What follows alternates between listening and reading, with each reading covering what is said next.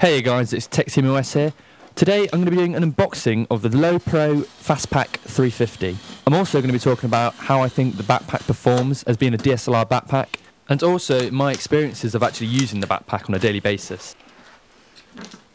You're probably going to think after this video that I'm a terrible unboxer, but hopefully I'm going to try and see if I can do more of these videos and actually get better at doing unboxings and, you know, showing you guys what I've got to offer and what I can actually give to this channel and show you the new products that I get.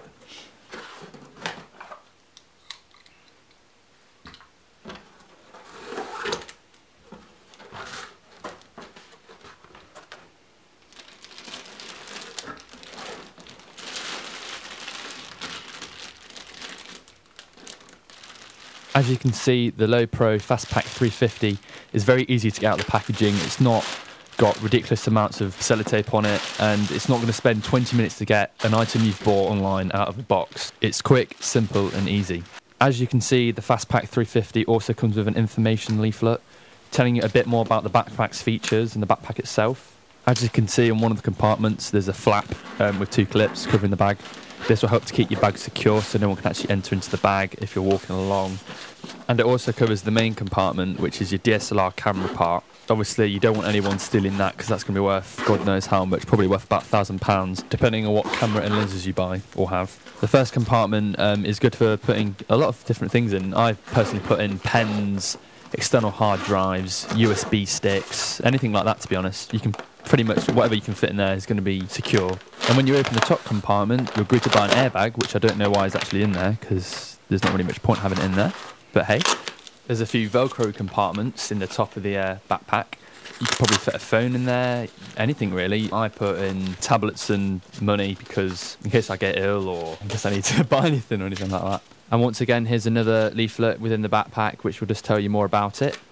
And also at the bottom of this compartment, there's a little zip case which is actually very useful. I use it for keeping my wallet safe because obviously if I'm on the go moving around, I'm going to want to make sure it's secure and know it's not going to be stolen. As you can probably tell, the top compartment isn't actually that big to fit a lot of things in it.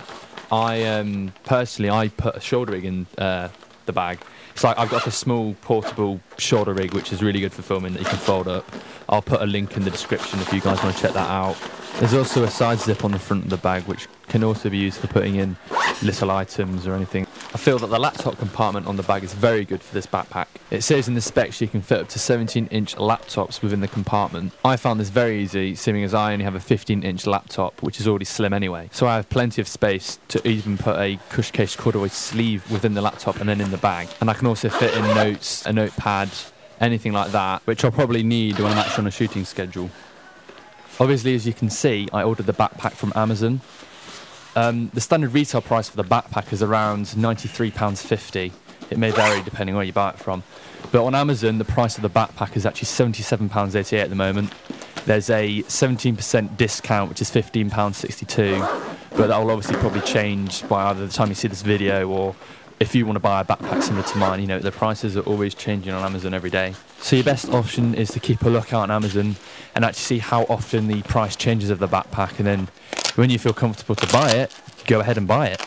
And finally, here's the main compartment of the backpack which holds the DSLR. But there's 6 compartments within the backpack. This can also be changed because you can change it to the layout you want to have for your camera. So you may have a 50mm lens, you may have a 18 to 55, you may have a massive zoom lens that you want, and you've got to figure out what certain way you want to have that layout in your backpack. Personally, as you can see in the video, that's how I have mine. I have a 50mm lens, I have an 18 to 55 lens, and I also put in a Rodeo M3 mic. And I also put in the battery charger so I can actually charge on the go if I need to. And also you're going to find it relatively easy to fit in your DSLR camera. I have a 600D and I have plenty of room to actually fit in the camera. You could probably even put a battery pack underneath the camera and it'd still fit in. You can get pretty much any camera in that bag. On the side of the backpack there's also a handy drinks holder. This is very helpful because personally I have a heating flask. It's funny because when I go on the field trips, my friends are always like, oh, I need a drink, I'm really thirsty and whatever. And then they always tease me of having a massive backpack on a shooting schedule. Well, you know, at the end of the day, I'm going to keep warm, fit all my equipment in the same bag, and I'll be able to have a drink whenever I want to. The straps on the backpack are actually very adjustable. You can get it to the right kind of certain length you want the backpack to be on your back. And it's not one of those backpacks that's really uncomfortable. It's actually a really comfortable backpack. You know, you don't get backache from carrying your backpack all day. If you've got heavy equipment in there, then it's not going to dig into your shoulders. From using this backpack on a daily basis, I'd recommend one thing to you guys. And this is, if you are going to be on shooting schedules, I'd recommend to get a backpack rain cover coat. And this is because one time when I came back from university, it started raining. And after about 5 minutes, my bag was completely and utterly soaked. So therefore, I got out my rain cover coat and I put it on the backpack. And then by the time I got back, the backpack was in good condition. Water hadn't actually got into the inside of the bits, and therefore my camera and all my other important stuff was safe. Right, guys, this is the end of the review now for the LowePro Fastpack 350. If you did enjoy the video, please give it a thumbs up. And if you want to keep up with the latest content on TechTeamOS, please subscribe.